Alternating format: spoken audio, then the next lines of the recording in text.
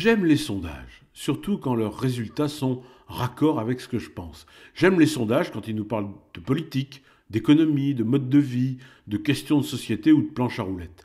J'aime les sondages qui disent vrai. Et celui que j'ai retenu pour vous cette semaine est en plein dans ce cas de figure. C'est le baromètre IFOP pour vin et société dont je vous parle de temps en temps. Et sa dernière livraison nous conforte dans ce que nous pensons, nous, amoureux de terre de vin, qui nous retrouvons sur ce site parce que nous préférons l'univers du vin à celui des semelles orthopédiques, qui a d'ailleurs aussi sans aucun doute son site internet et ses communautés de fans, mais on en parlera une prochaine fois.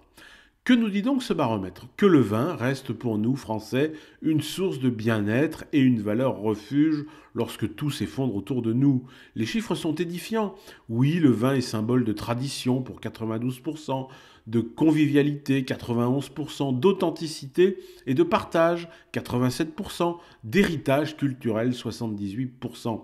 Le vin fait partie également des sujets de discussion préférés des Français à 75% contre 51% seulement pour le foot. De toute façon, je vais vous dire, on en apprend beaucoup plus en discutant avec un viticulteur qu'avec un joueur de foot. Mais vous savez quoi? Le chiffre le plus intéressant de ce sondage, 58% des Français interrogés pensent que le vin contribue à les rendre heureux, les aide à se détendre et à se sentir moins stressés. Le vin rend heureux et déstresse. C'est quand même la seule conclusion qui vaille la peine d'être retenue. Il faudrait transmettre l'information à l'Élysée, très vite même, parce que notre président normal a vraiment besoin de se déstresser.